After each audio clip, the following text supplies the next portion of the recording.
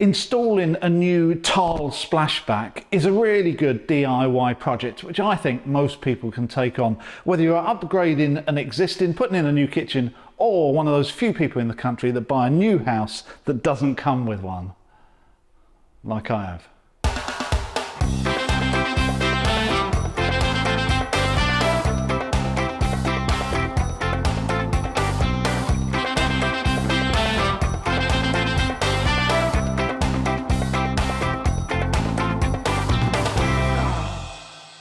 Yes, today you find me in my kitchen to tile my splashback and finish the job that the builders of this house didn't quite get round to finishing. I have got one splashback, and that's this glass panel above the hob, which is fine, but what we're now finding is that we're getting splashes outside of this that we can't remove, so time to finish the job. I'm using these white Metro type tiles, which I think will fit matched quite nicely with the kitchen, and to pick out this dark grey I'm going to be using a dark grey grout around the outside. Now, tiling a splashback, as I said earlier, I think most DIYers can tackle. Because it's small, this is less than 1.5 square metres, it's quite a manageable job. Yeah, it does have every element of a standard tiling job in it. It has setting out of the tiles, obviously cutting and laying, we've got trim in here, and we've got the grout as well. So it's something where you can learn how to do all of those bits before you tackle something a bit bigger like tiling a whole bathroom. So plenty to get in. Let's start at the beginning with the setting out of tiles. And what I mean by that is where I start the first one, because the first one will dictate where all the others go. And setting out means where I'm going to put it, left and right, and up and down. Before you set the first tile, you need to work out where your joints are going to end up and avoid getting small slithers at either end.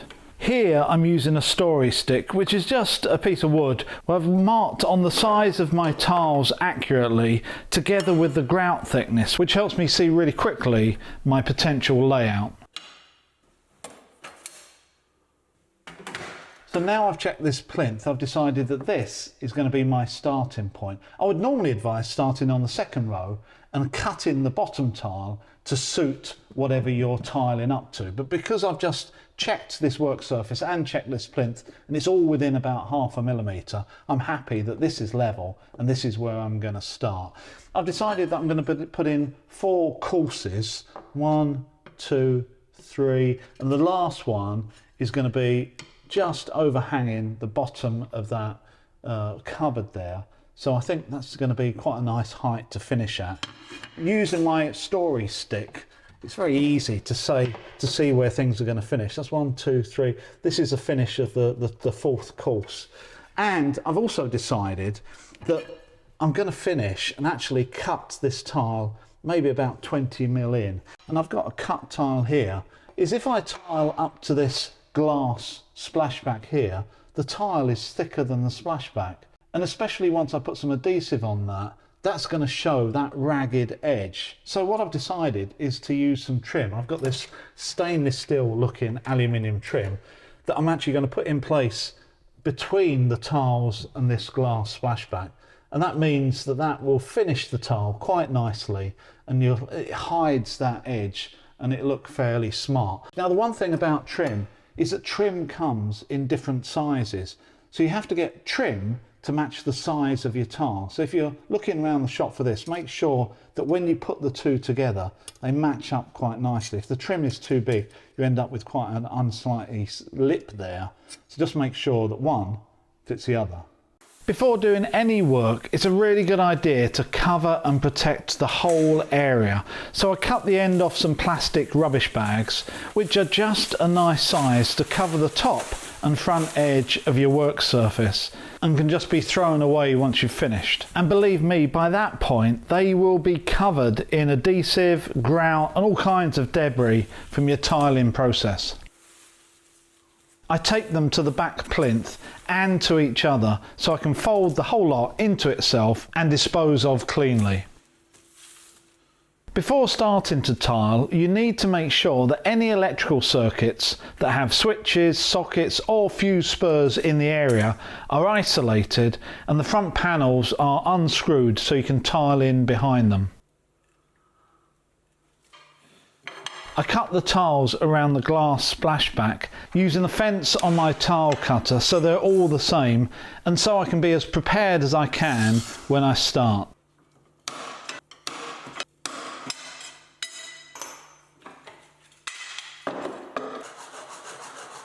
So I'm just about prepared and ready to start tiling. I've cut as many tiles as I can in preparation, and these trim pieces that go on either side.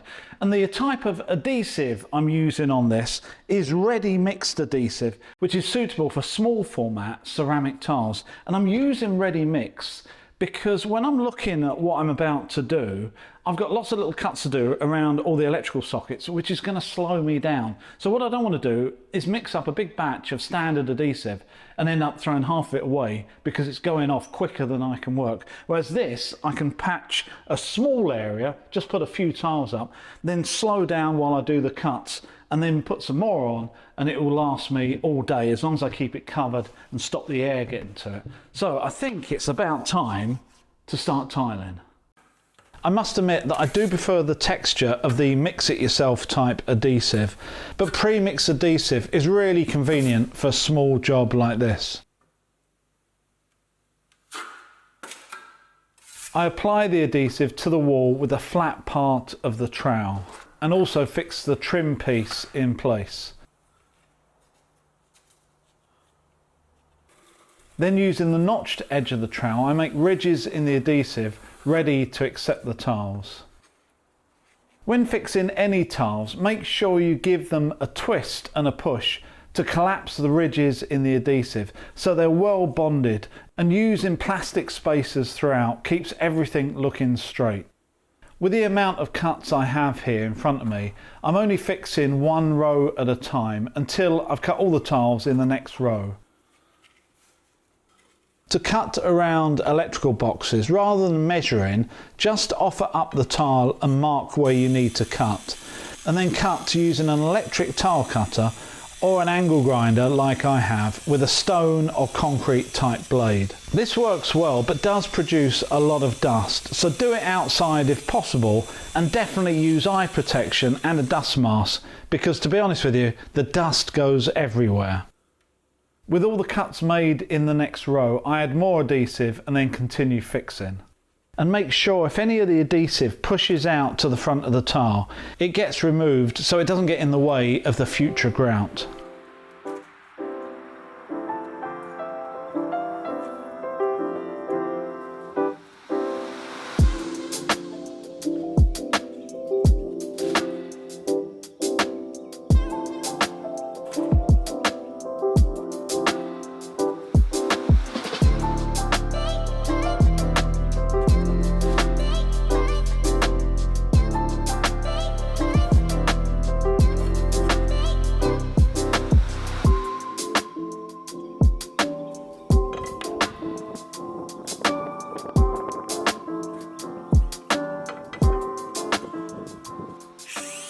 When I'm cutting tiles like this, I find it helps to have them fully supported on a piece of sacrificial ply or chipboard, and I take my time and cut as accurately and deeply as possible.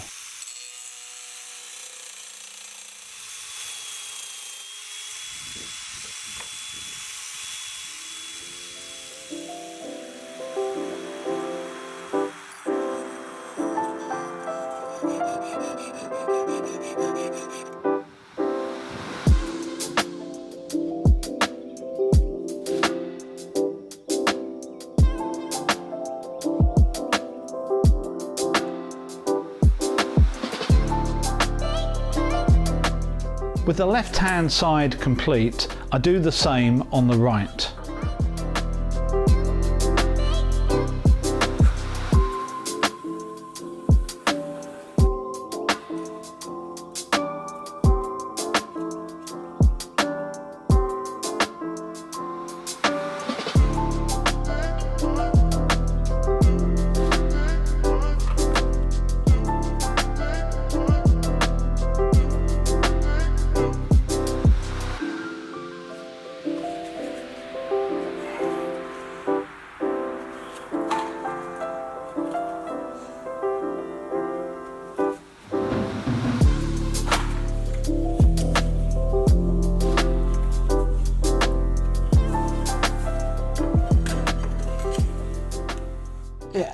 fine. Just a little tip when you're cutting out around switches and sockets is you don't actually have to be that accurate. The cover plates have got quite a big overhang that tends to hide a multitude of sins. So if you're a few millimeters out, plus or minus, no one's going to know, and that cover plate is going to hide everything.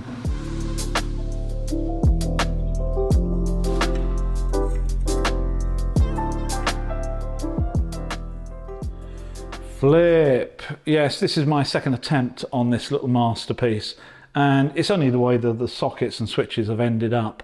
And although when you're setting tiles out, you can make sure that you align them so you don't end up with a slither either side. If you're doing a splashback like this, where you've got sockets and switches, there's no way at the beginning you're going to be able to predict where all the tiles end up.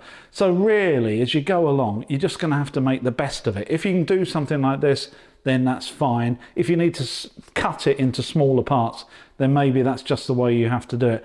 My other thing that I would say is that we always say put the adhesive on the wall and then stick the tile to the adhesive. But if you've got something like this, definitely I'm going to be very careful, and I'm going to put the adhesive on the back of this tile and very gingerly put it on, because this isn't really something I want to do again. For awkward shaped pieces in tight areas, it's sometimes better to put the adhesive on the tile rather than the wall. It's not really what you want to do everywhere, but in certain cases it can really help.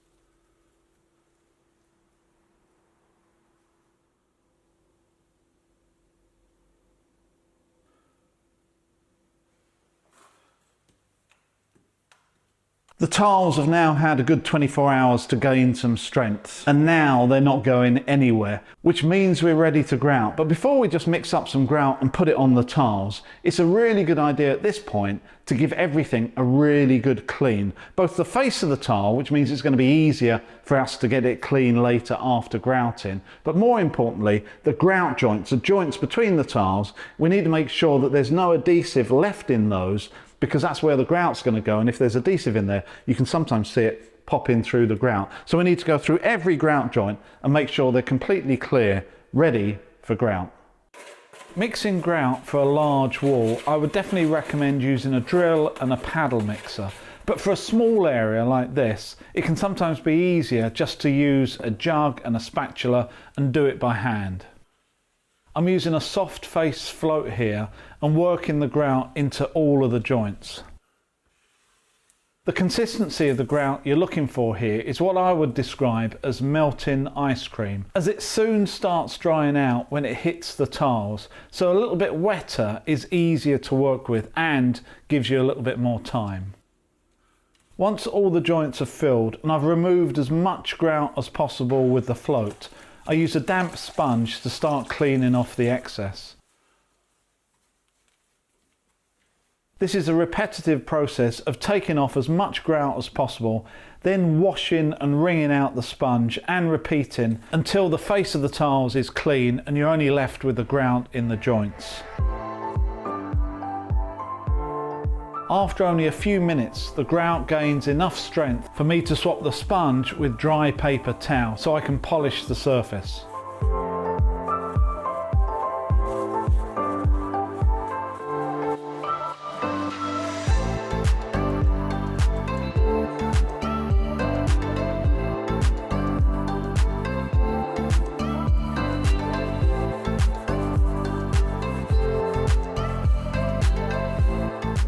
So once the grout had got some strength, I sealed around the whole perimeter with anthracite coloured silicone sealer to match the dark grey grout, which I think really frames it and works a lot better than white silicone. And it's amazing how just a few tiles can change the look and the feel of a kitchen overnight. So I must say I'm really pleased with that, and I think it's a great little job for the average DIY. Remember to subscribe, hit the notification button, go and have a look at our Patreon page, and I will see you next time.